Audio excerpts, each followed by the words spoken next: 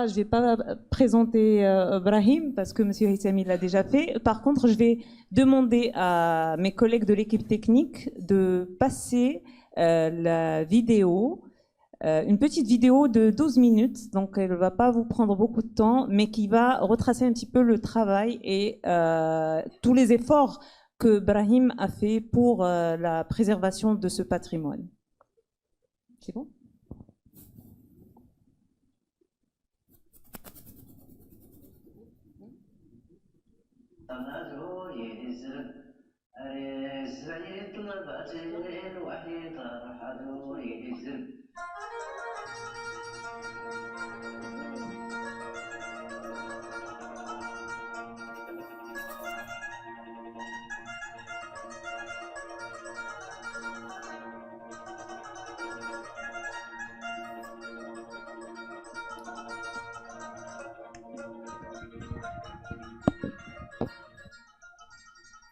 Mais قال رويتي تاخذ ولا يعني تسب الله يرحمه يقال الشيخ نسى دايت موراك ياك المرزوق درزوق قريت على الله وران قريت محمد لطيف كل غلا وراك كل درس من الدنيا أنا غير كولو تبرد الحاج ثاني ولا الحاج حسين ولا الحاج إبراهيم ولا الحاج ثاني كان تبرد أغلي ساب وزاد أمغار خليت تخليف ترى كان ولا ترى كذا رد ويد الغاية ويد الخير ويد المجهود ترى كذا هذا ضيو تكثر في الخير إلين تغسيوين مهم مسؤولية من غير من حتى ما كوني كلهم أسكن الدرويس من يبدأ من الفجر يبدأ من الليل نخدم دور الجدة كل حبادة نفتس المغربين نفتس نخدم خصي نخدم باين دي إلا نخدم بيت وين ما تقلتها غيرته أن بولاد بطلة طريق الفنانين هما فنانين مزيانين بدانا رويسة دار غيرها كان جديد ولكن يضربن ورسلت زيادة فهاد الرويسة عقودان كيتان الطفر بالعكس يطفل فرقانس غير محلس الرويسة كيقطع الرويسة كيسالسة بالعكس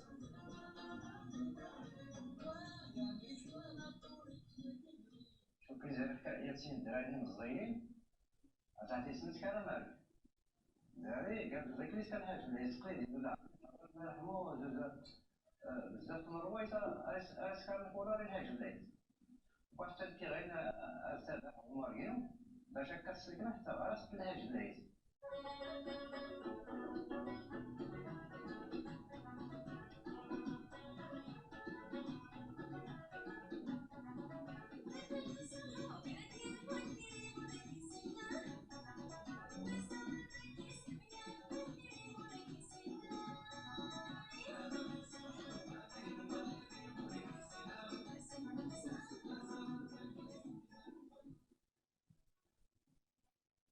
الرئيس الطرفية صغير وكانت رئيسة من سوريا ولكن الرئيس اللي أول ديسك كتبتو باش أنا نحفظو كان الديسك ديال التسجيل الحرمية تسجيلات التغيري ما كانش عندي باش نكتبو ديال الكارنيت من الحانوت وكتبت فيه وكتبت على راسها وكتبت عقلة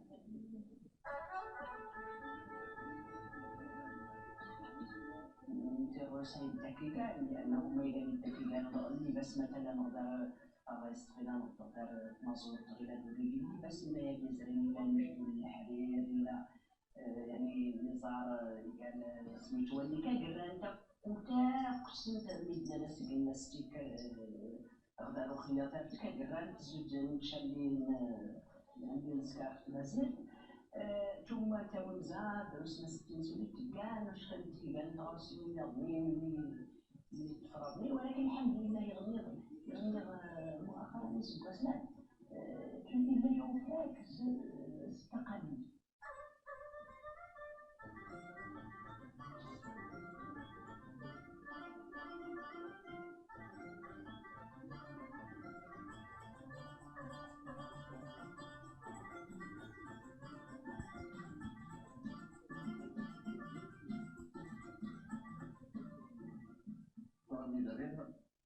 خايف انت تتابع عليك حوايج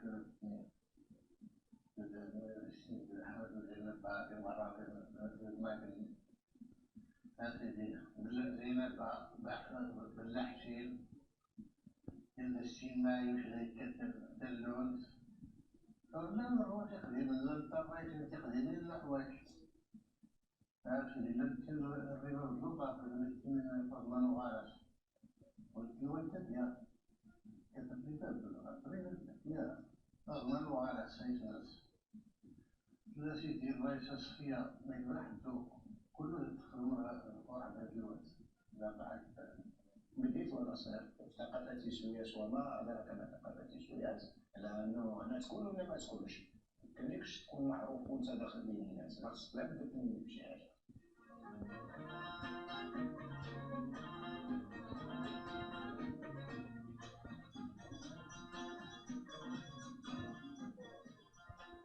السيرة دا يسكر الحال يسكر الكلمات وكل ديسك التينيسيين يوليونا اللحن ما بقى التيني يوليونا في اللامين الساقة أخذ تحط كلمات والتيني ترى اللحن ما الرجال أخذ الاستوديو المدرب الدراري والرئيس اللي صافي تشجعت لا كاين الاستمرارية المواضيع اللي قليل نشكو إلا ريبيرتوار اللي شفتو الاجتهاد مثلا الشيخ الحاج الى اتفق ايش كان الوصف لي فواياج لمدة سواء في بعض المواضيع اللي تتعلق بالدين سواء في التعيري سواء في مشكل المواضيع مدرع وكذلك وباكر الشد احيانا العالميه الرحله تيماتيك يعني نقول ان غير مشكل المسائل عند طرم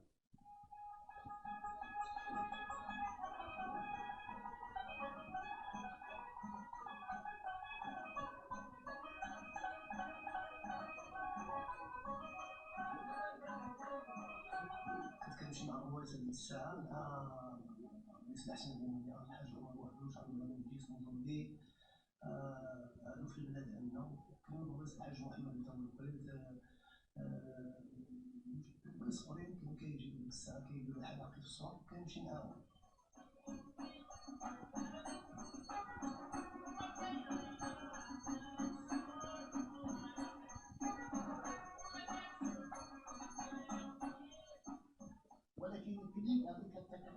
لمن أدعو للناس سمى تراث نحن أدعو للناس عليه القهوة الوصل أتكون جزء ديال الديسك الوالد بلا الارتفاع ديال الجمعية هاتي فول كتصلح الناس هو اللي بقى بدا الديسك اللي تحت يبقى بدا الارتفاع الحمد لله خير اللي فول ديال غير تبارك احترام الصناعة غير الموسيقى ولكن يحمل الزيح الروايس كيحمل يعني الأخلاق الآداب الاحترام حب وحمال وقامة لحبه يعني يكفي غير اللي شارك ديما الفنانه خدات تقال حياه تقال لي اعتراف يعني شكون زوج خير ديال مع التاريخ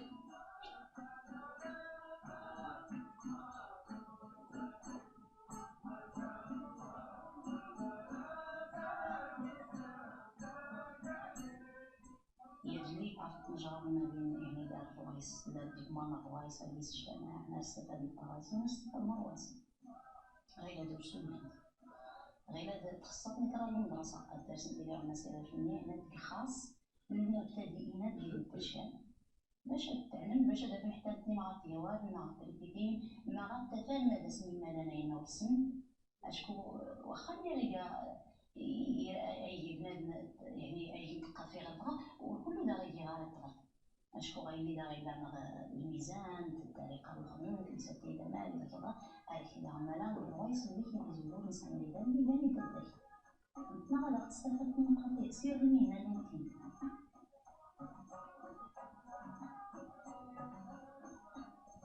الانتاج ديال الاغاني ما بقاوش الانتاج ديال الاغنيه ما بقاش لان دابا كيخرج الديسك كيكون تيحصل الانترنت كيسمع داك الشيء ما بقاش يخدم الفيديو ولا شي حاجه ما شكون اللي غادي يخدم انا عندي بغيت عندي الفيديو دا فيديو ولا شي ما بقاش نشوف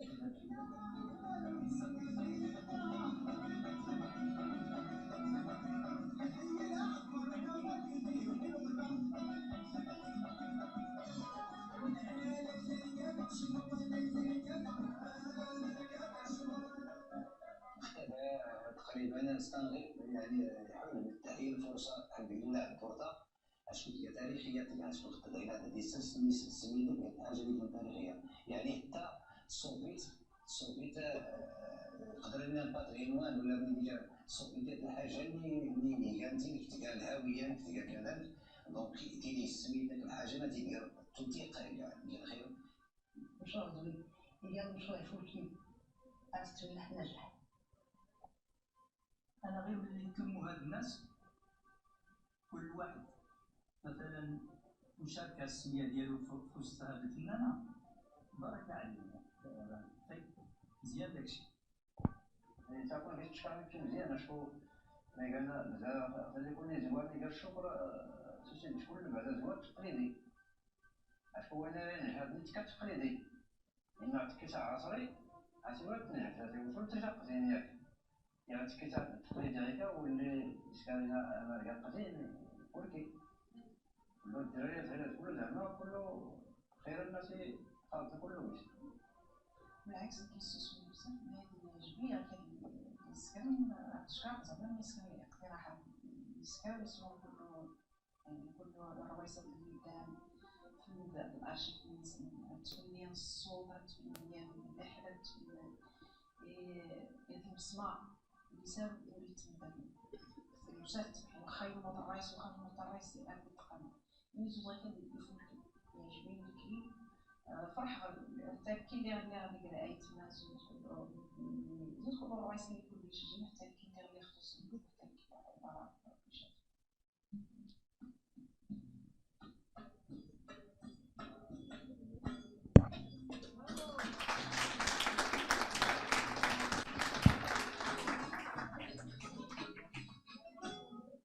Merci beaucoup. Alors, vous venez de voir une petite vidéo, un reportage sur ce projet de coffret de musique que tu as réalisé il y a 2 ans, c'est ça? En 2020, carrément, juste avant Corona. Donc c'était en 2020 et ça faisait suite justement à un travail qui a été fait sur l'art de l'Aïta, comme on a dit précédemment. Alors juste une petite anecdote. Ouais, une petite anecdote par rapport à ce coffret de l'Aïta. Il a été tellement sollicité et comme Monsieur Mzed a décidé de l'envoyer à toutes les médiathèques du monde pour justement préserver cet art de l'Aïta et le documenter. Donc c'était une campagne et une initiative purement engagée pour la culture marocaine. Donc on ne retrouvait pas ce coffret-là de l'Aïta en vente. Donc aujourd'hui, on a beaucoup de chance d'avoir celui de Royce en vente. Mais à titre personnel, un ancien patron, m'a pris le CD de Moussaoui dans le coffret de l'Aïta parce que je lui avais promis qu'il y aurait une 2e édition qui n'a jamais vu le jour. Il m'a dit, le jour où tu auras une 2e édition, je te rends. Donc voilà, je l'attends toujours. Mais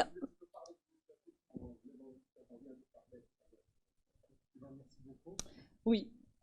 Attends. C'est bon, merci beaucoup. Bon, tout d'abord, merci beaucoup, Monsieur Haitami, pour cette initiative, et pas que celle-là, mais en tout cas les rencontres de vos clubs le matin. Merci à toute l'équipe du matin, à l'équipe de Infa Park d'offrir ce beau lieu au débat d'idées, parce que c'est important, et notamment autour du patrimoine qui nous anime, en tout cas qui nous réunit ce soir, notamment le patrimoine amazigh. Donc pour revenir à l'Aïta, effectivement, on vient d'évoquer l'idée de la réédition de l'ouvrage de l'Aïta, qui est en rupture depuis plusieurs mois, voire même depuis 1 an et demi ou 2 ans. Effectivement, on a offert à les 350 points de lecture du Maroc, on a offert une copie pour chaque centre culturel et on a envoyé aux 50 principales bibliothèques nationales à travers le monde, que ce soit en Australie, que ce soit à Library of Congress, que ce soit à la BNF, pour que ceux qui sont passionnés par les musiques du Maroc, par la recherche, puissent trouver cet ouvrage Évidemment, c'est très compliqué d'envoyer parce que le DHL coûte 2 fois plus cher que le coût de l'ouvrage. Donc ça nous a... Mais j'avais vraiment envie que ça puisse atteindre, en tout cas, ce lecteur à l'autre bout du monde qui est passionné par ce qui se fait dans notre pays. Donc c'est un ouvrage qui est sorti en 2018. Et depuis, bon, on a édité cet ouvrage. Est-ce que vous avez fait la même chose pour celui-là, pour le coffret musical? Pas encore. Non, je l'ai posé dans quelques bibliothèques. Malheureusement, nos ressources ne nous permettent pas d'aller partout. Ce qui est bien, c'est que pour cet ouvrage, le ministère de la Culture a fait l'acquisition de 400 copies pour pouvoir les emmener directement, de les mettre directement sur les points de lecture. Pour ce qui est l'envoi aux bibliothèques nationales à travers le monde, on les a envoyés à trois bibliothèques, mais les envoyer à 50 bibliothèques à travers le monde, ça peut coûter jusqu'à 100 000 dirhams parce que c'est des coûts qui sont assez élevés, surtout si on veut que ça parte avec soit DHL, soit FedEx, soit avec une institution. Voilà. Donc on n'a pas pu mais on a le projet, bien évidemment, de faire ce travail, donc qui est sorti en 2020. Et puis le livre. Alors qui est justement, sorti, le livre. Il y a eu d'abord le coffret. Juste pour la fiche. C'est un petit livre. Fiche technique, il y a 2 livrets dedans et 10 albums. Voilà. Voilà, 10 albums musicaux et 2 livrets qui sont très, très intéressants, mais ça n'a rien à voir avec ce pavé-là qui est fait de 500 pages, qui est documenté, qui est riche. 400 pages. Pardon, 400 pages. Alors justement, qu'est-ce qui a motivé en fait ce passage du coffret, du format coffret au format livre? Est-ce que il y avait ce besoin d'en dire plus? Écoutez, quand on a travaillé sur ce projet, qui nous a pris à peu près 2 années, plus une vie bien évidemment, et les 2 années de terrain, de studio, etc., on a rassemblé énormément de documents, de matières, de témoignages, comme on a fait avec des dizaines d'heures de témoignages d'artistes, d'entretiens, de documents récupérés un peu partout dans le monde. Il se trouve que juste après sa sortie, ou quelques semaines après, il y a eu le Covid.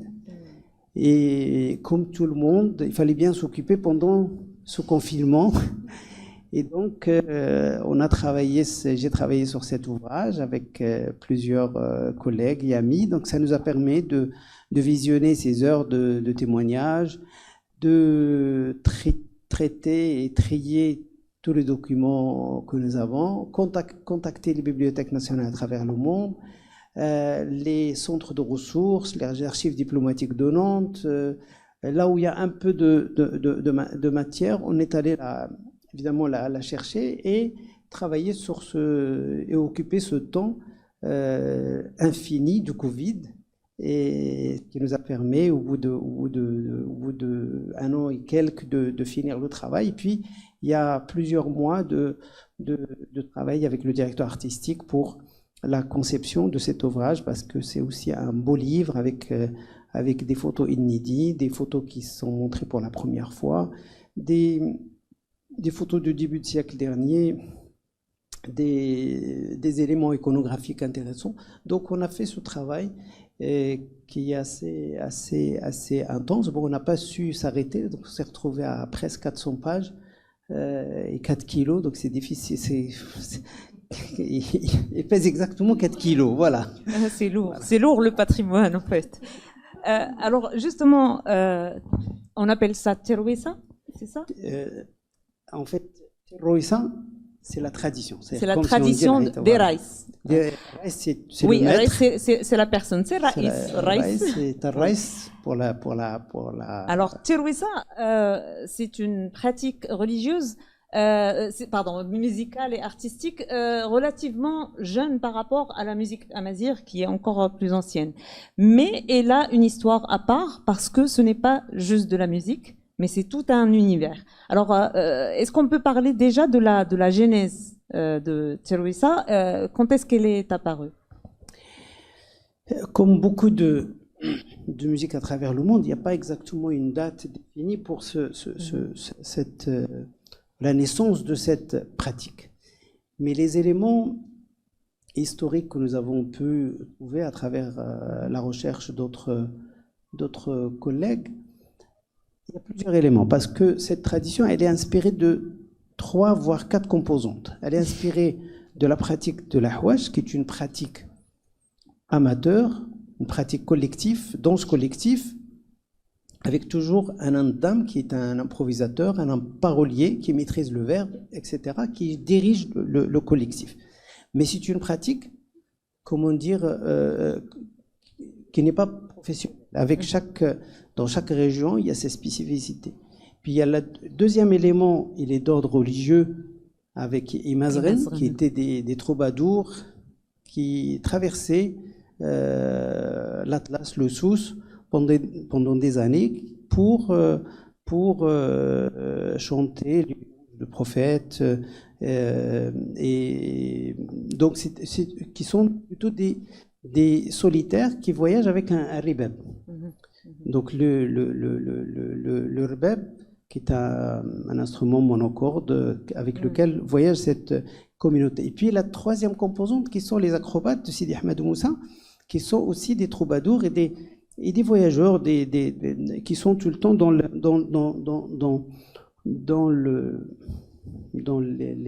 rangs, ce qu'on appelle la moudou, et où il y a une composante musicale toujours.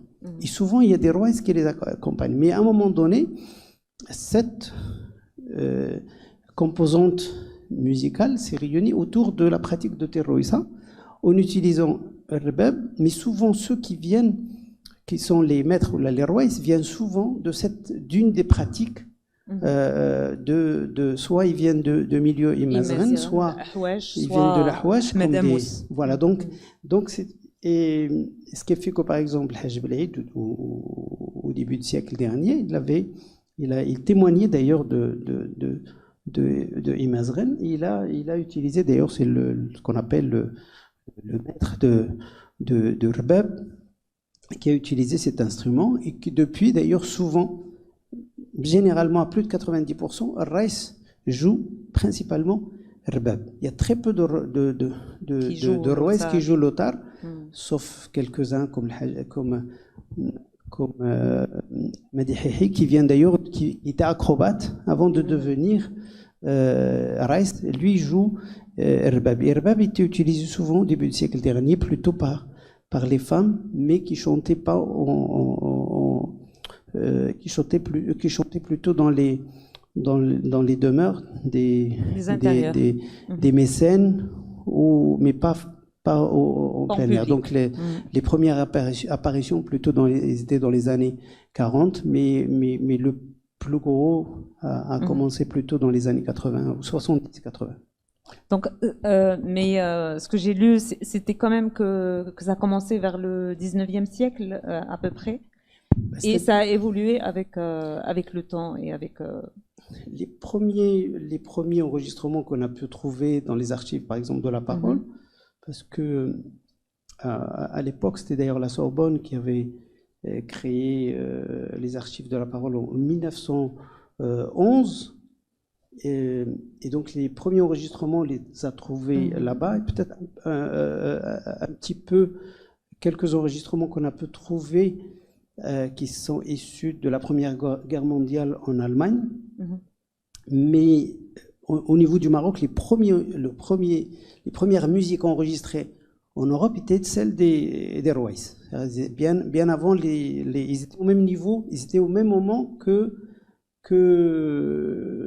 la musique égyptienne, qui venait enregistrer, soit principalement à Pathé, et puis plus tard avec Polydor, ou Beidaphone, c'était un label à Berlin qui était créé par des frères syriens au début du siècle dernier. Donc les premiers enregistrements et qui était principalement, on en trouve encore des 78 tours de cette époque. Donc on peut dire que cette période-là était une période très intéressante quand on travaille sur ça. Voilà. Le seul souci, c'est que la plupart des artistes, quand on trouve ces enregistrements, ils s'appellent à chaque fois avec leur prénom et leur tribu. C'est-à-dire, on trouve par exemple Hamadi Hihim, on trouve par exemple, parce qu'ils viennent de la zone de Haha, ou par exemple quelqu'un qui vient de Dmsira, mais à chaque fois, on se retrouve avec plusieurs personnes qui portent le même prénom et le même origine de... Oui, voilà, donc forcément, si on n'a pas s'il n'y a pas une grande différence au niveau de la voix, on se perd un peu, d'autant plus que les enregistrements de l'époque restent difficiles à écouter. En tout cas, les vinyles des 78 tours d'abord sont très fragiles. Dès que ça bouge, ça peut se casser. Et là, il y a un travail monstrueux sur lequel peuvent travailler en tout cas les chercheurs ou les étudiants à l'avenir, parce que cette partie, elle est aussi témoin de notre histoire de cette époque-là. Alors, si on revenait un petit peu sur les influences de Tarouissa, Kain Ahwesh. Et Ahwesh, c'est super intéressant parce que c'est une pratique sociale, c'est-à-dire tout le monde peut le faire, c'est pas une pratique professionnelle pour les fêtes et c'est une pratique mixte. Est-ce que ça a influencé un petit peu la mixité dans la musique d'Airways, ou alors le fait que ce soit nomade, voilà, a empêché un petit peu cette mixité d'aller loin, de prendre part à la Tarouissa au départ, en tout cas. Non, la pratique mixte, elle continue encore jusqu'à aujourd'hui. Et d'ailleurs, plus on s'éloigne de la ville, plus la mixité existe, plus les femmes et les hommes dansent et chantent en même temps. Donc, juste pour ouvrir une petite parenthèse par rapport à ça, c'est-à-dire le conservatisme, il est plus urbain que rural. Et souvent, un étudiant, quand il vient de l'université, il peut empêcher, parce que comme il apporte la lumière, il a étudié, voilà, il peut empêcher sa maman, voire sa sœur, à la pratique de se mélanger à des zones. Et donc, cette pratique qui continue encore dans beaucoup de régions qui plutôt se professionnalisent, une façon de parler, qui sont plus des artisans que artistes, qui continuent encore aujourd'hui, pour des raisons plus sociales, a été beaucoup impacté par l'apparition de la télé, puis avec l'apparition de la parabole, puis après les réseaux sociaux, les photos de téléphone et WhatsApp, etc. Ce qui fait que aujourd'hui la pratique souffre et voire même quelques éléments de la pratique de l'ahwash ont disparu. Mais aujourd'hui, il y a une conscience assez intéressante. Enfin, en tout cas, il y a une vraie conscience par rapport à l'importance de préserver ces pratiques qui se diversifient d'un territoire à un autre. Pour revenir à Tarouissa, la pratique de Tarouissa, effectivement, tu as raison en disant que l'errance ou le voyage empêchait les femmes à faire partie de collectifs. Effectivement, vu qu'on travaille dans des territoires plutôt accidentés, parce que les Rouaïs sont des gens de voyage, comme les acrobates. Donc souvent, ils voyagent l'été dans les montagnes et l'hiver dans les zones plus clémentes, notamment Adraa, Sousse, etc. Donc c'est comme ça que la moudou, c'est comme ça qu'on appelle cette pratique de la moudou ou du voyage. Dernier point, les femmes ont toujours été présentes dans Tarouissa, mais plutôt dans des territoires assez limités, notamment à Tiznit. On a d'ailleurs les témoignages de Pokudo. Il y a les 3 sœurs de Tiznit. Voilà, mais il y en avait plus que ça, mais ça reste des pratiques plutôt dire, au milieu fermé. Et elle commence à sortir à Marrakech dans les années 40. Où elles vont se produire à Jemaa el-Fna. Produire à Jemaa el-Fna, mais pas la pratique principale. La pratique principale, elle est plutôt dans les demeures des notables, notamment les caïds, les pachas et les mécènes des artistes. Alors, la deuxième composante qui est très religieuse, le chant religieux des Imazirim.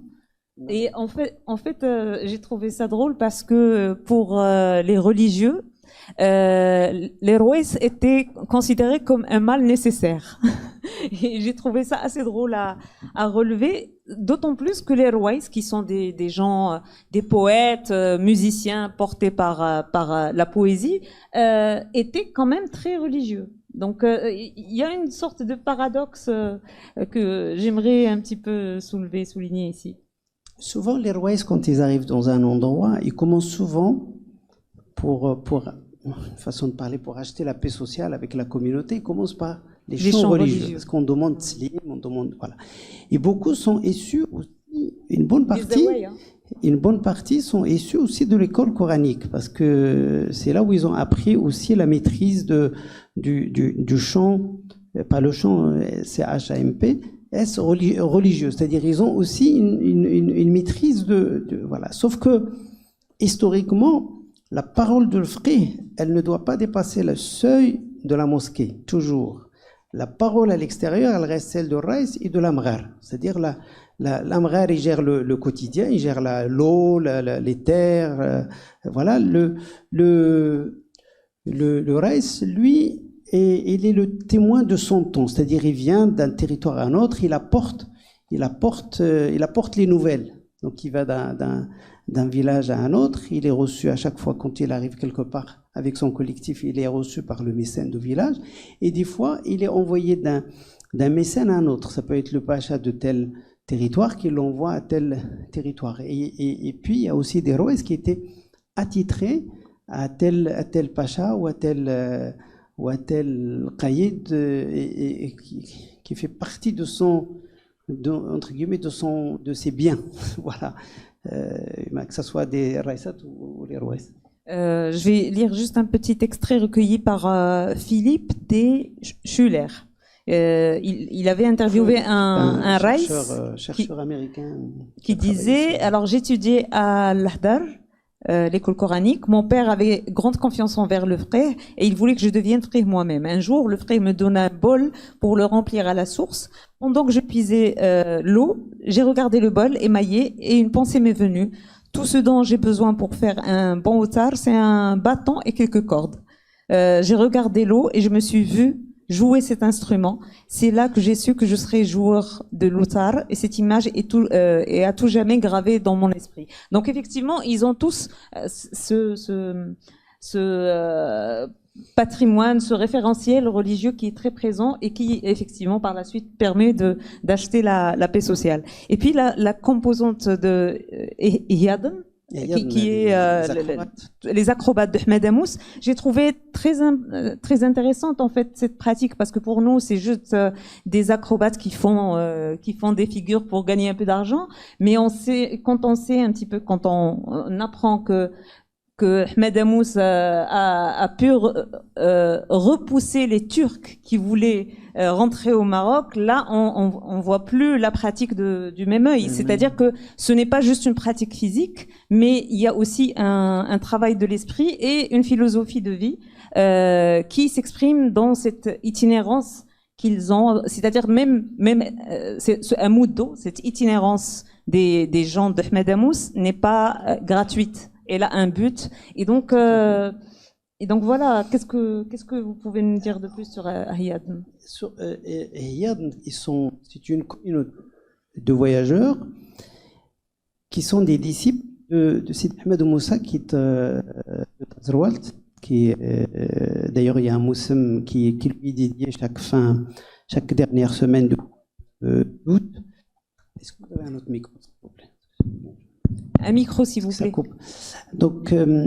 Donc, cette communauté de voyage, d'ailleurs, c'est la première communauté qui a immigré, la communauté d'artistes qui a immigré à l'étranger, qui est partie à l'étranger.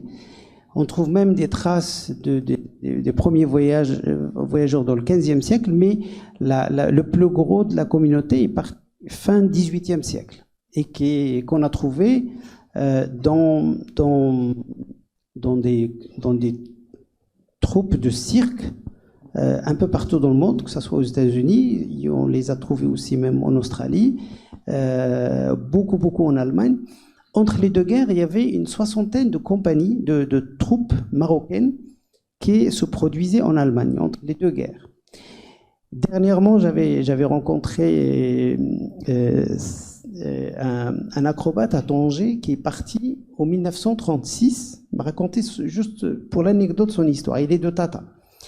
Mais il est né à Tanger, donc il était arabisant. Donc, il y avait ce qu'on appelle une sorte de, ce qu'on appellerait aujourd'hui un manager qui est le Haja Mentag, qui était à Tanger, qui lui envoyait sur les bateaux en fonction des demandes, il envoyait les compagnies en Allemagne. Donc il jouait beaucoup là-bas. Et lui, il est parti, il avait 11 ans, en 1936. Il est revenu, il a arrêté son activité en 1984. Et donc il parle, et comme il était tout le temps avec des acrobates de Sousse, donc il parlait parfaitement tamazirt. Bien évidemment, il parle l'allemand parce qu'il est parti à cet âge-là. Son oncle qui l'a emmené est parti aux États-Unis. Et je lui ai dit, pourquoi toi tu l'as pas accompagné? Lui, il était un peu noir. Il m'a dit, si je pars avec lui, je n'avais pas le droit de prendre le même bus que lui. Ah, donc lui, il est resté en Allemagne, il n'a pas pu, voilà, il a fait là-bas, il s'est marié, il a eu 2 enfants, et voilà, et aujourd'hui, il a 92 ou 93 ans, et j'ai tout le témoignage de toutes ces histoires qu'il a, voilà. Et puis, ces compagnies, les formes qu'on voit maintenant dans les cirques allemands, une bonne partie portent des noms amazigh ou arabes, par exemple arabisch. La pyramide, les formes de pyramide qu'on trouve dans les cirques, par exemple allemands, ils sont inspirés de ces compagnies. Donc, incroyable. Et donc ces acrobates étaient des complices des rois parce qu'ils se trouvent souvent dans le circuit des voyages. Ils se trouvent tout le temps dans les cirques des années 70 pour ceux qui se rappellent, qui ont vécu cette période-là. Donc, ils jouaient ensemble dans les cirques, dans les moussem, voilà. Alors, pour ça, tout à l'heure, la personne parlait de compagnia. Le compagnie et la compagnie. Vraiment, compagnie. Ils avaient des compagnies parce qu'ils vivaient en autarcie, ils vivaient en communauté. Alors, la composante un petit peu voyage à Moudou qui est essentielle, c'est-à-dire que on peut pas devenir reis sans avoir quitté ce premier foyer. Pourquoi le voyage et le nomadisme est forcément lié à la pratique artistique? Est-ce qu'il y a une philosophie derrière? D'abord, les rois ne sont pas installés. Les rois, Terrosa n'est pas une pratique rurale. C'est une pratique périurbaine. C'est-à-dire, ils s'installent en milieu plutôt dans les zones plutôt urbaines, soit Marrakech, soit à Agadir, notamment à Tchera, soit ici à Casablanca. Donc ça, c'est les temples majeurs voilà. Bien évidemment, il y a en Tiznit et Ch'toukaïdba, mais principalement ces 4 villes, Tiznit, Agadir, Marrakech et Casa. Casa, depuis 1912, avec Mohamed Sasbou, qui a installé son école ici, à Derb Sultan. La Pinzgan, Tchera, etc. Et donc, cette communauté vit à l'époque, chaque artiste, chaque raïs, il a sa propre troupe. Il ne la prête pas. Aujourd'hui, on n'arrive pas à trouver suffisamment ce qu'il appelait, lui, Tarraben, c'est-à-dire des musiciens, pour accompagner, ce qui fait qu'aujourd'hui, chaque raïs prête, entre guillemets, ses musiciens à d'autres raïsat ou à d'autres rois, parce qu'aujourd'hui, les ressources sont plus les mêmes qu'à l'époque. Et comme je disais tout à l'heure, donc ils partent dans le circuit du voyage où ils sont attendus parce qu'il y a des points qui sont majeurs, où ils doivent s'arrêter parce qu'il y a tel mécène, parce qu'ils dépendaient principalement des mécènes, comme toute pratique artistique européenne. C'est-à-dire, s'il n'y a pas de mécène, la pratique, elle disparaît. Ce qu'on appelle, on les appelle les muhibbin. C'est-à-dire, ce sont des... Et on les trouve ici à Darb Omar, muhibbin, qui organisent une fête parce que parce qu'il y a une idée ou là, voilà, donc on les appelle les muhibbin et qui pensent souvent à ces artistes-là qu'on va les inviter à Paris, comme on peut les inviter à Bruxelles, comme on peut les inviter ici à Casablanca, ou Marrakech, ou là, ils allaient même jusqu'en Algérie à l'époque parce qu'ils avaient des communautés qui les attendaient partout. Et donc Sasbou, qui était à Casablanca, il était très présent dans d'ailleurs ce qu'on appelle à l'expo universelle, aux fêtes de Grenade. Ils étaient souvent, parce qu'il y avait toute une européenne, notamment pour cet art. Et donc forcément, ce voyage était plutôt... D'ailleurs, comment un Raïs part, ou quelqu'un qui est passionné, comment il part avec la compagnie, souvent parce qu'il a été passionné par la voix d'une Raïsa ou d'un Raïs principalement, et qui prend soit il fuit sa famille, soit voilà, parce que passionné par cet art. Bien évidemment, il ne devient pas Raïs comme ça, il y a quand même le rapport de maître à disciple qui est un rapport assez complexe, que ce soit pour les femmes, que ce soit pour les garçons, on peut revenir là-dessus, et il y a tout un processus pour devenir Raïsa ou Raïsa et prendre son autonomie à l'avenir. Alors, en parlant de mécénat culturel, chose dont on a besoin aujourd'hui, les autorités, les qaïds et les pachas étaient les premiers pourvoyeurs d'art finalement et de culture au Maroc. Alors pourquoi ? C'était pareil pour l'Aïta, hein, juste pour te dire. Oui, absolument, absolument. Alors, voilà, pourquoi il faisait ça? Est-ce que justement c'est des muhibbin, ou alors parce qu'il y avait d'autres enjeux, par exemple pour le protectorat, pour séduire un petit peu ce colon? Non, c'est vrai que au Maroc, on est très amoureux de la musique. C'est-à-dire, on est vraiment très passionné par ça. Et à l'époque, ça posait aucun problème d'exhiber cette passion qu'on a pour les arts. Et voilà. Aujourd'hui, ça relève de l'intime, mais des fois, on n'a pas envie forcément de le montrer. Mais je pense, jusqu'à il n'y a pas longtemps, les gens, en tout cas, exhibent cette passion pour la musique. Et comme dans le sud, en tout cas, il ne faut pas l'oublier, le Maroc est un pays rural, même le milieu urbain, moi je le considère des fois, il est la frontière entre l'urbain et le rural, je ne sais pas si on le trouve même dans la même maison. Donc on a cette passion pour ces arts issus de territoires comme le Souss, comme le Sud-Est, le Haut-Atlas, etc. Donc, et cette passion est venue du fait que eux-mêmes sont issus de cette culture. Puis il ne faut pas oublier, ce n'étaient pas des cadres qui sont partis à l'étranger, qui sont venus avec d'autres visions. Donc ils sont nés là, ils ont grandi avec cette passion, même si certains qaïds à l'époque, notamment le Glaoua, qui était aussi passionné par d'autres arts, que ce soit turc ou égyptienne, mais en tout cas, le fait... Al-Glaoui, c'était l'un des plus grands mécènes de la musique. C'est un des plus grands mécènes parce qu'il avait dans ces demeures, en tout cas, il y avait toujours les artistes, il y avait cette fierté d'avoir des artistes qui habitaient dans son univers, qu'il avait le plaisir de les faire produire devant ses invités, et pas que lui, c'est-à-dire que d'autres aussi, mais un peu partout. Il y a cette passion pour ces arts. Alors, cet art. dans ces soirées fastueuses chez ces mécènes-là, souvent il y avait des présences étrangères, qu'elles soient françaises ou issues d'autres pays, et qui étaient complètement sous le charme, fascinés par cet art amazigh. Comment on peut expliquer cette fascination-là? Bon, d'abord, Lyautey, quand il est arrivé au Maroc, il était fasciné par ce pays. Et puis, il avait une volonté, entre guillemets, à préserver ce patrimoine. Donc, il avait monté ce service des arts indigènes, une sorte de ministère de la culture de l'époque, pour préserver, voilà. Donc, c'était quelque chose d'assez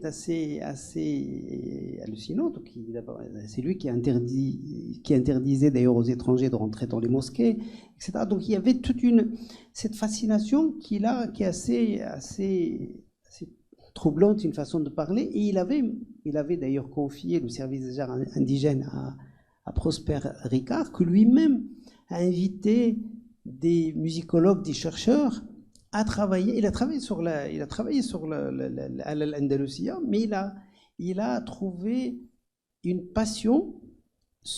D'ailleurs, il a fait un ouvrage absolument magnifique sur cet art, c'est corpus de la musique marocaine, où il parle de Allah, mais surtout il a beaucoup travaillé sur les Rouaïs, et cet écrit de l'époque nous donne un avis sur comment ça se produisait, comment se pratiquait cet art, parce qu'ils étaient sur le terrain, ils allaient aussi eux-mêmes, il y a aussi des photographes qui ont travaillé, comment il s'appelle, Jean Besancenot a fait des milliers de photos à Tiznit, dans le Souss, de côté des photos qui sont magnifiques, qui sont aujourd'hui à l'Institut du monde arabe.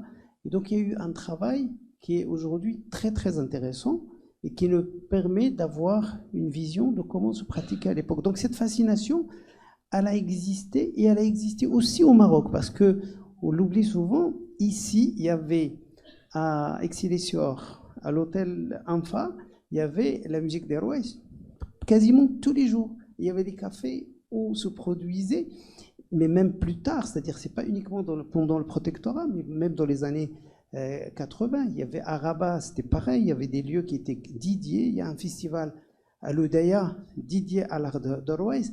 Donc il y avait à Tanger, et surtout, il se produisait beaucoup à l'étranger. Donc, ça n'avait aucun lien avec c'est une fascination occidentale à des pratiques issues qui font la singularité de ce pays. Et il y a aussi quelque chose que tout le monde peut noter aussi, une similitude que beaucoup de chercheurs étrangers relèvent, la similitude entre les rythmes de la musique des Rouaïs et celle d'une musique d'Asie, de Mongolie, de Cambodge et tout ça. Et je pense que ce rapprochement fascine aussi, parce que vu l'espacement géographique et surtout le manque de contact. Donc il y a ce truc-là qui fascine aussi. Le mode pentatonique, on le trouve principalement, en tout cas au Maroc, et voire même dans les pays du sud de la Méditerranée, principalement chez les Rouaïs, et qui est une pratique son mode est assez proche avec les musiques de Touareg, et d'ailleurs le rbab, il a la même sonorité que le massingo éthiopien, ou un autre instrument monocorde qu'on trouve chez les Touaregs au nord du Mali et de côté du Niger. Mais curieusement, on trouve cette musique, mais vraiment c'est assez troublant, assez proche, voire même dans la tonalité du chant. En Mongolie, en tout cas en Asie, dans plusieurs pays d'Asie, que ce soit en Chine, que ce soit en Mongolie, et c'est assez. Mais il n'y a pas vraiment de réponse à ça. Enfin, moi, j'en ai pas. Alors, pour ce qui est des thématiques qui sont très répandues et très fréquemment traitées dans la musique d'Airways, bien sûr, on trouve l'amour, ça va de soi, mais quelles sont les autres thématiques? Alors, l'amour, ce qui est drôle, c'est que je viens de lire que, en général, les Airways sont beaucoup plus pudiques que Raiset. Donc voilà, c'est les textes des Raïs en sont toujours beaucoup plus libres que les textes des Raïs. Je voulais absolument mon côté féministe se manifeste là-dessus, mais il y a aussi d'autres thématiques qui sont beaucoup plus engagées peut-être. Tout à fait. Bon, Amerg, le chant des Raïs, Amerg veut dire le chant, veut dire aussi plusieurs choses. Veut dire la nostalgie du pays, comme la nostalgie de son bien-aimé. Et il veut dire aussi l'amour, c'est-à-dire veut dire taïri, c'est-à-dire c'est assez subtil comme en tout cas la langue amazigh est assez subtile. Je pense pour connaître l'amour il faut apprendre tamazigh. Bon à savoir. On va s'y mettre. Donc, je dis, par rapport au thème évoqué, il y a plusieurs sujets. D'ailleurs, à la différence de l'Aïta, où il y a le texte connu que chaque raïs réinterprète et interprète, il y a une part à l'improvisation. Raïs travaillent leur propre œuvre. C'est-à-dire qu'il n'y a pas de réinterprétation d'œuvre de l'autre. Bon, ça se fait maintenant par les jeunes, mais un raïs, normalement, il doit maîtriser un instrument, il doit écrire ses textes, il doit connaître ses textes. Et puis il y a des raïs qui ont des spécificités. Il y a des raïs qui sont connus, les femmes, voire les hommes, les adorent pour leur maîtrise du sujet de l'amour, leur manière de chanter l'amour, que ce soit Hussein Lebez par exemple, qui continue encore à produire des choses magnifiques, que ce soit Saïd Achtou, qui a toujours refusé malheureusement d'enregistrer, c'était pour des raisons, par respect à son papa qui l'a empêché, mais ces textes sont restés parce que bon, il a été filmé dans des mariages, etc. Et ces textes continuent à exister. Il y a des artistes qui sont connus par leur militantisme face aux colonisateurs, contre le protectorat, notamment Omar Ouahrouch, Hosni Mouti, qui ont été emprisonnés, torturés, etc. Il y a des artistes qui sont passionnés par tout ce qui est paysage. Comment il s'appelle Ben Hiyaout Znaq, par exemple, qui nous vient du sud-est de la vallée de Darha. Il nous raconte ces paysages absolument magnifiques avec où il raconte en tout cas toute la faune et la flore de ce territoire. Il y a plusieurs sujets. Il y a bien évidemment aujourd'hui, on peut, par exemple, Fatima Taba Amran, elle est plus témoin d'une revendication à la reconnaissance de la langue amazigh, etc. Donc, test 1, 2.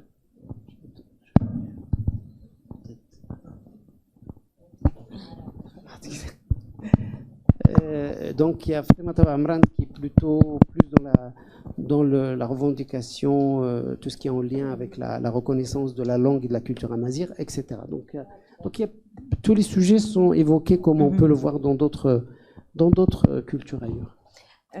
Alors, j'aimerais pouvoir ouvrir le débat dans la salle, mais avant ça, j'ai envie quand même de parler d'une composante identitaire qui s'est manifestée dernièrement beaucoup plus et qui fait que les amoureux de Tarwisa et de la musique d'Airways, aujourd'hui, ils tiennent beaucoup comme une composante identitaire essentiel à montrer et à répondre, à travers aussi le costume. Quelle est la symbolique des costumes choisis? Est-ce qu'il y a des différences d'un costume à l'autre chez les Rouès et les Raïsat? En fait, la singularité de la pratique de Teruesa, elle n'est pas liée. Ce sont pas uniquement des musiciens troubadours, etc. Ce sont d'abord, tous les enregistrements qu'il y a eu depuis le début du siècle dernier à ce jour sont aussi témoins de l'histoire de notre pays, de la richesse de notre pays, de l'exception de ce pays, etc.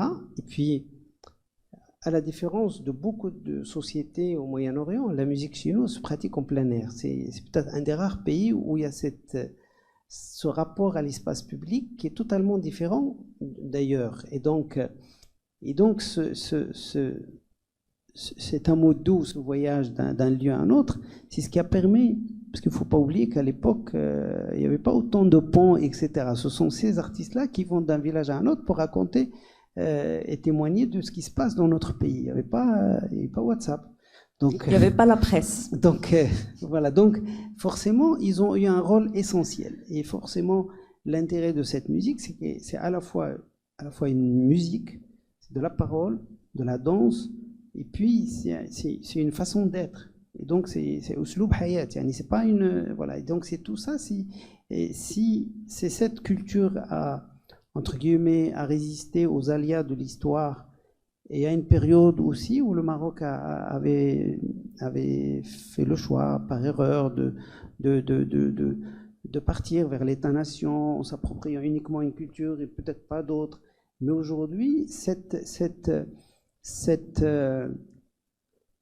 cohésion qu'on trouve aujourd'hui, et d'ailleurs on le voit, les jeunes aujourd'hui, ils sont passionnés par les arts amazirs. Et pas que, d'ailleurs, par tous les arts de notre pays, par le patrimoine de notre pays. Parce qu'ils commencent aujourd'hui à se rendre compte de l'importance et de la subtilité, de la richesse, de la diversité de notre pays. Aujourd'hui, on a parlé des Rouès, mais demain, peut-être, on parlera d'un autre sujet.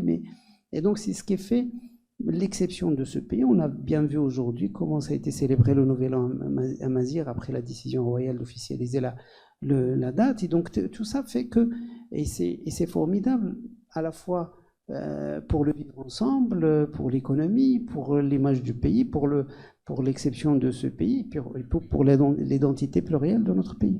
Alors, parmi les activités et les missions de Brahim Znud, il y a le Timitar. Et Timitar a apporté énormément de choses à la musique amazigh.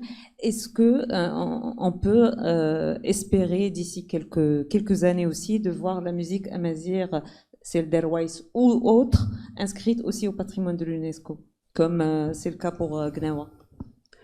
Bon, il y a une démarche qui a été lancée par le ministère de la Culture d'inscrire déjà, de créer une liste des éléments du patrimoine de notre pays. Et ça, c'est un travail qui est vraiment...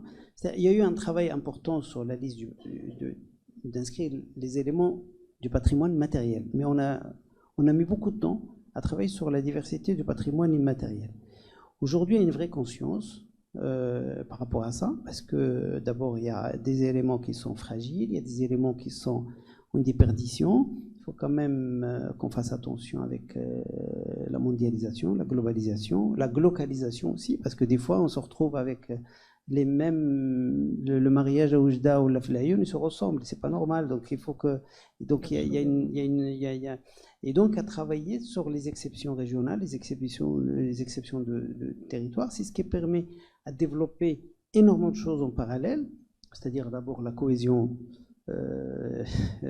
régionale et nationale, et puis la diversité des éléments liés à l'artisanat, énormément de choses. C'est ce qui permet peut-être voilà. Donc personnellement, j'ai travaillé sur l'élément des Rouès et sur Ehiyan, que j'espère un jour seront en tout cas inscrits sur la liste nationale, et puis sur la liste représentative du patrimoine immatériel mondial de l'UNESCO. Donc ça, c'est voilà. Et puis bon, c'est vrai que une pratique n'est pas faite pour qu'elle soit uniquement inscrite ou voilà. De moment, tant qu'elle a un rôle social, et c'est là où chacun de nous doit se questionner soi-même sur comment contribuer un chacun de nous pour préserver une telle pratique ou une telle pratique. C'est-à-dire que le kaftan, si les femmes ne le portent plus, s'ils partent en habit soirée à mariage, s'il n'y a pas plus le kaftan, forcément il va disparaître. Le kaftan, il n'est pas fait pour être posé dans un musée, il doit être habillé. La même chose pour une musique. Un musicien, s'il joue, s'il n'a pas de raison d'être, elle n'a plus de raison d'être s'il ne se produit pas. Si on ne l'invite pas à une cérémonie, à un mariage, à un moussem, il n'a pas... Voilà. Donc ce sont des choses pour lesquelles nous avons longtemps tourné le dos. C'est à nous de se questionner et de les promouvoir. Nous essayons, en tout cas à travers le festival Timitar chaque année, en tout cas de mettre plus de la moitié de la programmation dédiée à ça. Là, on vient de faire une tournée avec pratiquement 1000 artistes, que ce soit des artistes d'Ahwash dans leur diversité, ou les Rouaïs, et la scène musique actuelle qui s'inspire beaucoup de ce patrimoine, vient de faire jouer pratiquement 1000 personnes dans le Souss, de Tata, Biougra, Insken, Tchera, Agadir, et ça a créé une ambiance assez extraordinaire pour la communauté. Alors, Timitar, il a quel âge aujourd'hui? Pratiquement 20 ans. 20 ans d'existence. En 20 ans d'existence, est-ce qu'il y a un changement palpable, que ce soit au niveau du regain d'intérêt ou autre chose? Est-ce que la musique continue à exister? Il y a de nouveaux rails qui se rajoutent à l'écurie, ou on est en train de, comme c'est le cas de l'Aïta, en train de juste réciter les vieux textes? D'abord, quand on a commencé le festival Timitar, et à la première année, on a fait le choix d'inviter les artistes au même niveau que tous les autres artistes, sur la même scène, sur les mêmes lieux, partager les mêmes espaces. Donc on a le même rapport au public, à la scène, etc.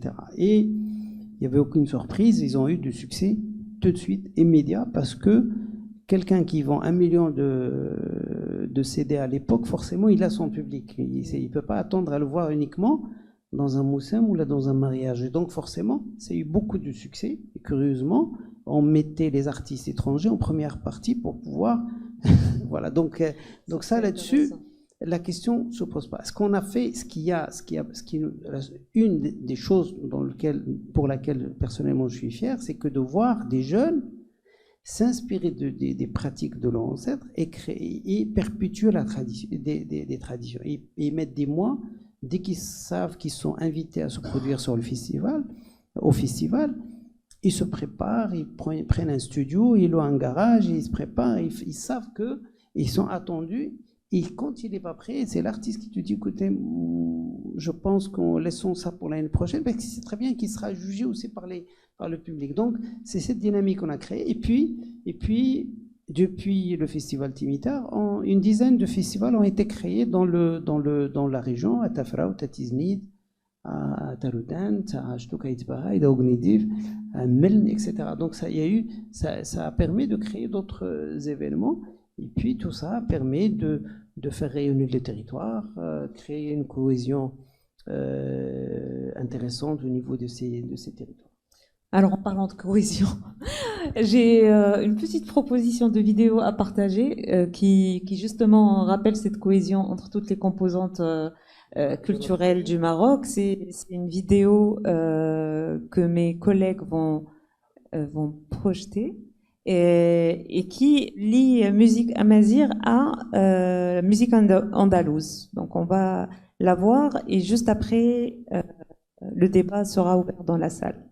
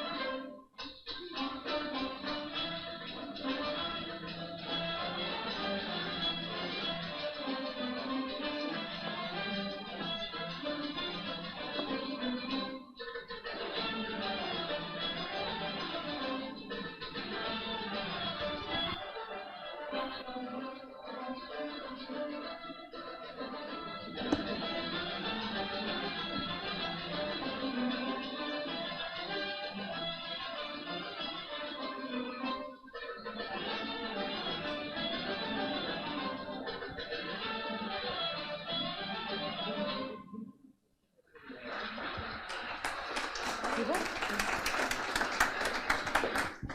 Merci beaucoup, merci beaucoup. C'est un exemple d'échange et de cohésion. Je sais pas, c'est peut-être le festival de Fès, des musiques sacrées. Je pense que c'était une commande, je ne sais pas quelle occasion, mais en tout cas c'est Mohamed Brioul qui avait dirigé deux orchestres, l'orchestre arabo-andalou de Fès avec les orchestres, plusieurs orchestres de Rouaïs. On aura voilà. Tout à l'heure aussi l'occasion d'écouter certains morceaux du coffret justement. Alors la parole est à vous, messieurs, dames. C'est quand vous voulez, Hafsa et monsieur. Alors, bien sûr. Bonsoir. Très heureuse, Ibrahim, de vous retrouver. Nous, on se voit souvent au boulevard déjà. Et justement, la première chose que je voudrais dire, je voudrais vous remercier d'avoir parlé des jeunes comme vous l'avez fait. Parce que, bon, des gens de mon âge, des fois j'entends les jeunes point de suspension, plus. Alors j'ai écrit un article, les jeunes ne plus, parce que les jeunes, ils font beaucoup de choses. Et récemment, je voudrais partager une expérience avec vous dans le dernier boulevard, où les jeunes, c'est-à-dire le tremplin des jeunes musiciens, j'ai eu deux groupes. Un de Mohamed El-Ghizlan et l'autre de Azilal. Et à la fin, ils sont venus me dire, à la fin de l'atelier d'écriture que je leur avais donné, ils sont venus me dire, Madame, on aimerait bien retraduire Mririda et la chanter en amazigh. Vous voyez que les jeunes, ils lisent, voilà. Donc déjà ça. Par rapport, je voudrais juste une petite anecdote à propos de cette mosaïque du Maroc que vous avez évoquée dans la musique, mais qui existe partout. Il y a quelques années, il y a pas mal d'années, il y a un groupe d'Américains qui sont venus comprendre le Maroc. Bon.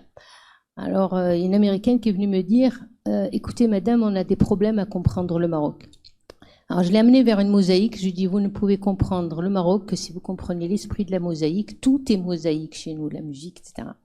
Et la question que je voudrais vous poser, c'est à propos de ce qu'a dit Fedwa sur justement l'UNESCO. Alors, j'aimerais vous dire que cette année, pour le Salon du Livre, je viens de préparer 7 tables rondes en anglais pour le Salon du Livre et que c'est notre invité d'honneur cette année. Alors peut-être que, je ne sais pas si vous participez au Salon du Livre ou pas, mais ce serait vraiment l'occasion pour ce que vous faites, voilà, puisque eux ils viennent chez nous, peut-être que vous pourriez je sais pas si vous êtes programmé ou pas pour une table ronde, mais voilà une occasion de rencontrer l'UNESCO chez nous. Merci.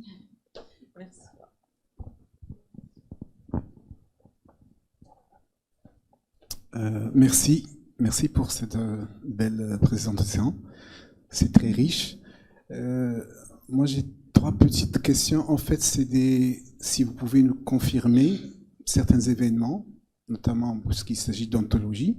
Donc, la première, on dit que Haj Blade a une confrontation avec Mohamed Abdel Wahab et que c'est une performance et que Haj Blade a surperformé par rapport à Mohamed Abdel Wahab. Je ne sais pas si c'est vrai ou c'est faux. Voilà. Deuxième chose, il y a eu, est-ce que aussi dans les années 60, il y a eu des personnes qui ont fait voyager les Roïs, notamment à Paris. On dit que, je parle de Belhaj Boulhassan, qui, est-ce que peut-être qu'ils se sont produits à l'Olympia? Est-ce que c'est vrai ou est-ce que vous avez des idées? Et troisième chose, sur l'anthologie de l'Aïta, on dit aussi que Paul Bowles, cet Américain qui a vécu à Tanger, a fait un travail sur l'Aïta. Il a sillonné un peu le Maroc et a fait des enregistrements. Voilà, merci.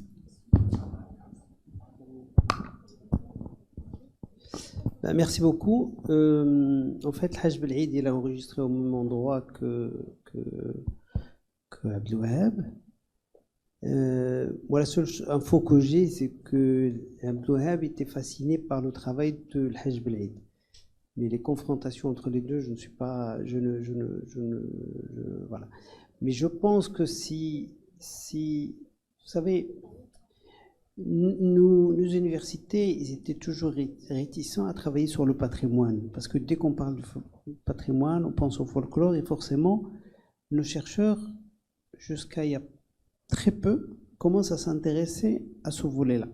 Parce que tout ce qui est patrimoine, tout ce qui est folklorique, entre guillemets, voilà. Aujourd'hui, on doit, je pense, ouvrir tout un travail autour de ce patrimoine extrêmement riche, parce que je me suis rendu compte qu'il y a des milliers et des milliers de chansons qui n'ont pas été traitées, qui sont le témoin de cette époque-là, dans laquelle on peut trouver des jutes verbales, par exemple, s'il y a une confrontation, on peut peut-être la lire entre les lignes, on peut, voilà. Mais comme il n'y a pas eu ce travail de recherche, et puis notre discothèque marocaine, je veux dire, notre archive sonore, il est ailleurs, il n'est pas chez nous.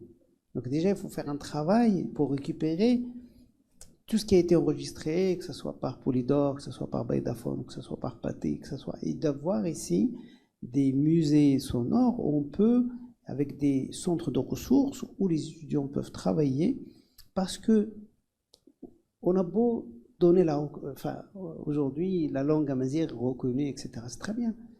Mais ceux qui préservent la subtilité de la langue, ce sont les poètes et les artistes.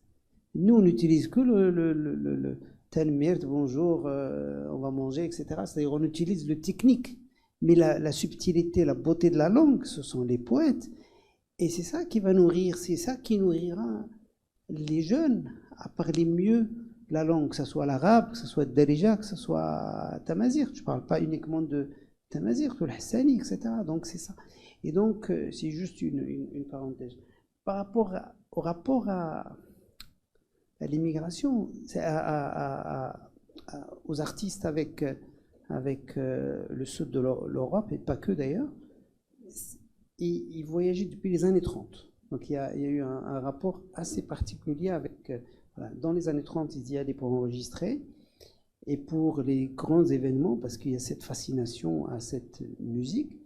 Et puis dès que la communauté marocaine s'est installée en Europe, il y a eu ce désir de les avoir tout le temps, venir se produire, et c'était le lien essentiel pour cette communauté avec le pays. Donc forcément, le Hajj Blaïd, et plus tard Omar Waharouch, et beaucoup plus tard le Demsiri, Tahihid, jusqu'à j'étais à Paris il n'y a pas longtemps pour présenter le livre, et bien il y avait plusieurs concerts et plusieurs raïsat et roïs qui se produisaient, c'est-à-dire c'est cette activité qui date depuis les années 30, continue encore aujourd'hui, un siècle plus tard. Donc il y a ce rapport. Et à la différence de beaucoup de communautés, par exemple la communauté kabyle ou d'autres, cette communauté a rarement fait le choix de l'immigration. Elle y va, elle se produit, elle revient, parce qu'il y a d'autres amoudou à faire ici. C'est-à-dire ils y allaient, ils se produisaient, ils revenaient. Encore aujourd'hui, même s'ils sont pas, c'est pas des gens qui roulent sur de l'or, mais ils sont dans ce désir d'avoir. Il y a très peu, il y a quasiment Raïs Bihti qui a fait le choix de rester là-bas dans les années 70, mais il a continué d'ailleurs son activité là-bas.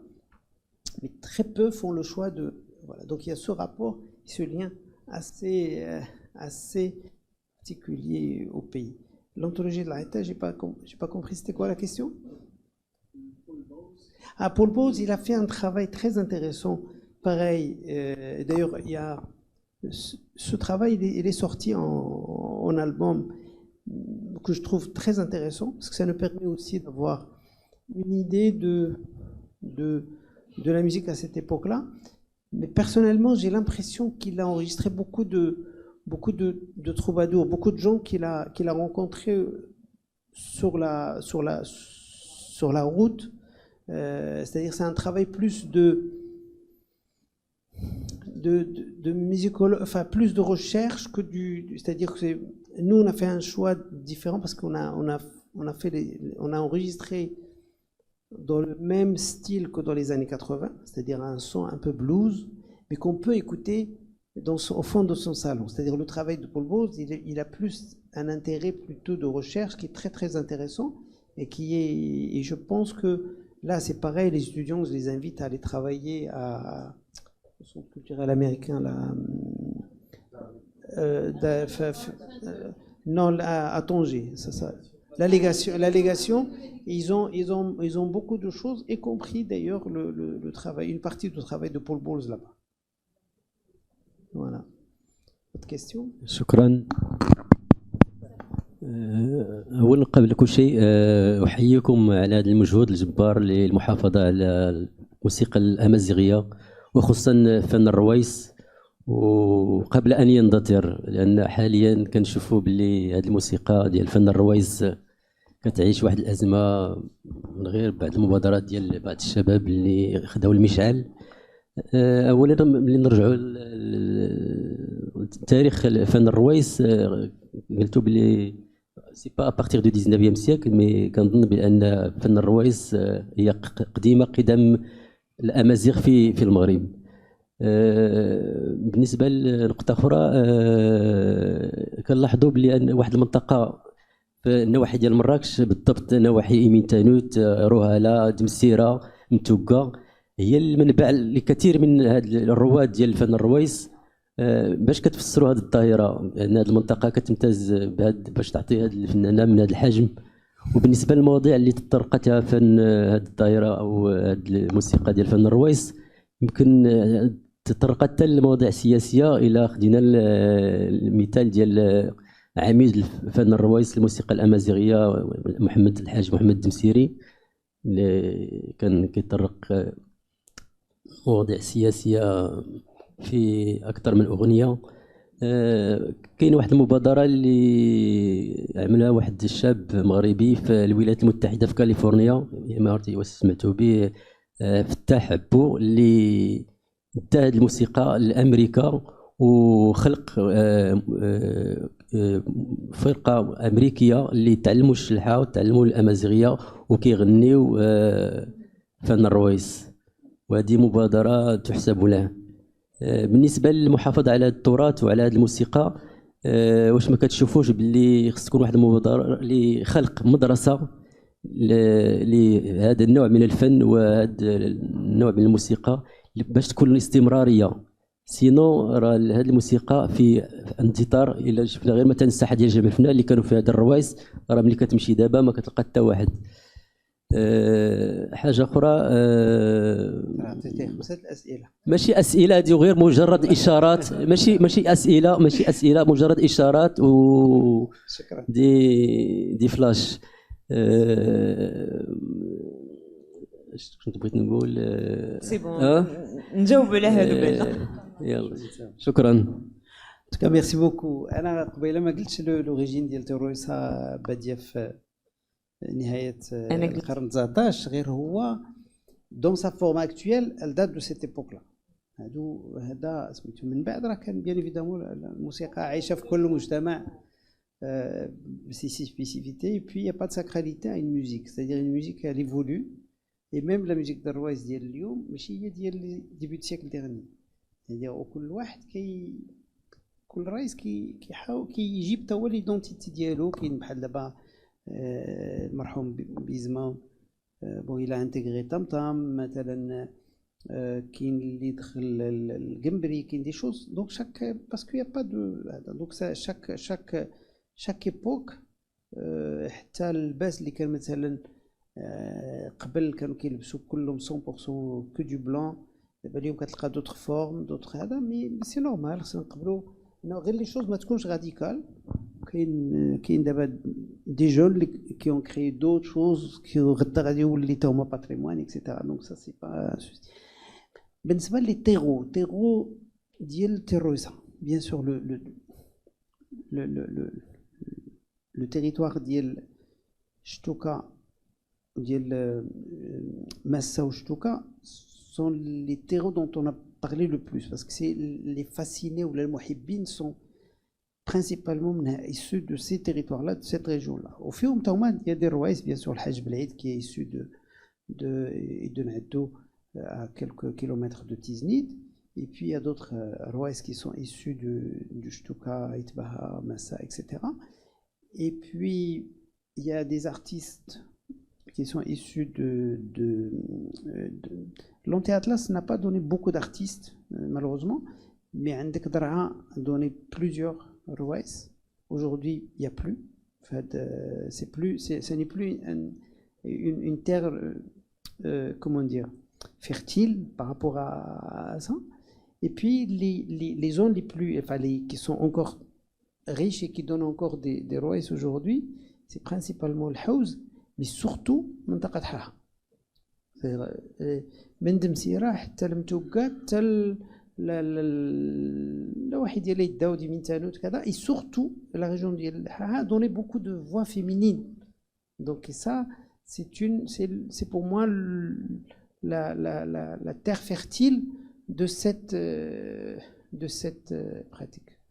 Je la défends, c'est pas parce que je suis de là-bas, mais c'est rien. Ça nous dit tout. Je sais pas, est-ce que je peux continuer?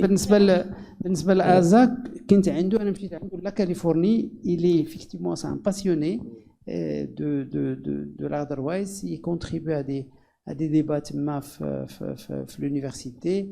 Il organise des voyages au Maghreb avec les étudiants qui sont à la recherche de tout ce qui est en lien avec la culture amazigh, pas uniquement la pratique de la musique tarouissa ou la tagroupite, mais c'est quelqu'un qui fait un travail intéressant. بالنسبة للمدرسة, effectivement, l'apprentissage à l'ancienne avec toujours ce rapport maître à disciple ne peut plus continuer au Maroc, que ce soit dans l'artisanat, que ce soit dans la musique ou autre chose. Forcément, il faut créer des institutions en normes. Et puis l'exemple de beaucoup de pays qui ont réussi ça, que ce soit au Japon, que ce soit en Corée du Sud, que ce soit en Asie centrale, que ce soit dans d'autres pays. Effectivement, on peut travailler sur des conservatoires qui peuvent avoir un caractère régional, je sais pas, l'Aïta في عزفي, الغرناطي في وجدة, Tiroïsa في Tiznit ou la Agadir, etc. Mais il faut une réflexion. Je pense que la société civile peut aussi apporter sa contribution par rapport à ça. Si vous permettez, تفكرت التتمة ديال التدخل. بالنسبه للرويس الرواد بحال احمد بحال بويزما وبحال واحد اخرين عاشوا في اخر حياتهم واحد الحاله ماساويه. كانوا مرض وكانوا في اترافير لي ريزو سوسيو بانه في الحاجه للمساعده. زعما سي مالوغو دو فوار لور فان دو كارير دو سيت فاسون. واش ما يكونش واحد الصندوق ديال التضامن مع هاد الناس اللي ملي يكونوا في الحاجه نوقفوا معاهم وعطاو بوندون 30 40 50 طون دو كارير ارتستيك. هذه ça vaut pour tous les artistes. نعم. وخصوصا الحاله ديالهم يمكنهم اكثر من الاخرين. مازال الاخرين كيتفكروهم. وبالنسبه اعطيكي اسئله اخرى سي فو بلي مسيو من بعد غادي تهضروا ديريكتومون. السيد تماي. مساء النور. صراحة الحوايج زوينين في المغرب ولا في كازا سورتو أننا لوكازيون دو اسيستي لهاد لي زيفينمون هذا. تو سكي بيان سور ابارتير لا باتريمون سي حاجة اللي سافي بليزير. ربما أنا عندي دو ريفليكسيون. لا بروميير ما عرفتش تقدر تكون شي حاجة اللي كتخدم وفي نفس الوقت كتسيء الباتريمون ديالنا. هي اون برون واحد بحال العيطة ولا هاد الفن الأمازيغي وكنبقاو نخدمو فيه على دو فولي. كنعصبو إما فولكلور وبالتالي كيولي شي حاجه اللي خصنا بور ديفيرتيسمون با بلوس وكنساوه. اما كنعتبروا ان باتريمون كما قال الاستاذ قبيلات ان كنقولوا هذاك سي دي باتريمون خصنا نحافظوا عليه. انتوشاب اون ترافاي با. اور كما قال نهضروا على اللغه الامازيغيه الحاجه اللي غتخدمها هي تو سكي كولتوريل.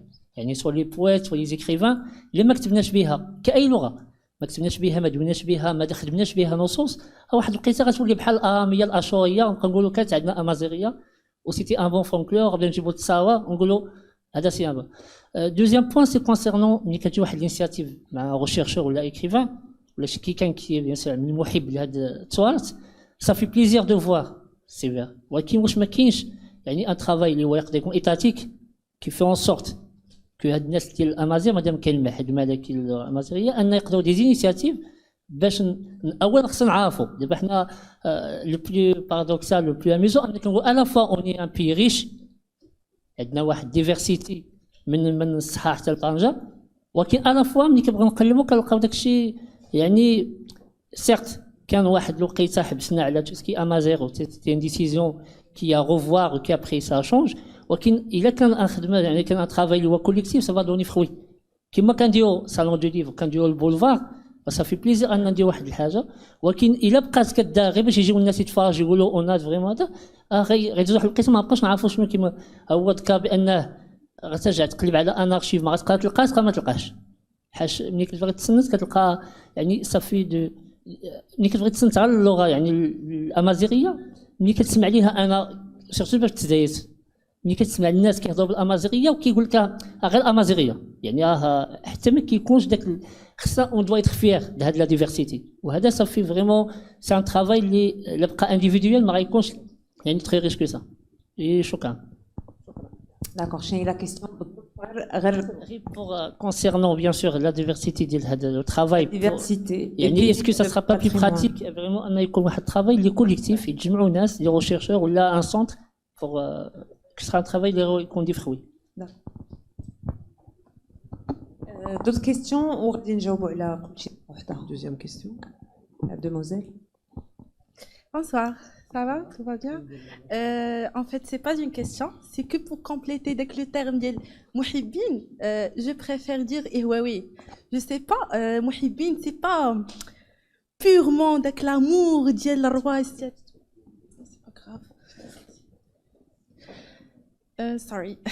Bon, Ihwawi, c'est plus شي حاجة اللي كتحس بيها ماشي بحال Mouhibin. Je sais pas que واش هاد لو تيرم عنده علاقه كو بور رويس ولا اون بو دير كو بور رويس بور تاغروبيت بور كوم اودان ارشاش يعني ان جروب ماشي كو بور رويس مي يا واحد لا بارتي من واحد لو بويم ديال داعلي مسيو علي ازايكو الله يرحمه كيقول فيه تو تماره قهووي زعما اوبلي لا فاتيغ ليبويزمون and be un ahwawi, quelque chose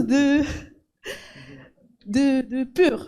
Alors, si المزند قال لنا إذا بغيتوا تعرفوا الحب تعلموا الشلحة سي بوتيتر سا. وي وي عرفتي واحد لو تيرم حنا اللي نتعلموا الشلحة باش نبداو نفهموها واحد اكزاكت. وي واحد لو تيرم كتحس به واخا تقولوا ما غاديش تفهموا مي tu le sens. C'est tout, merci beaucoup.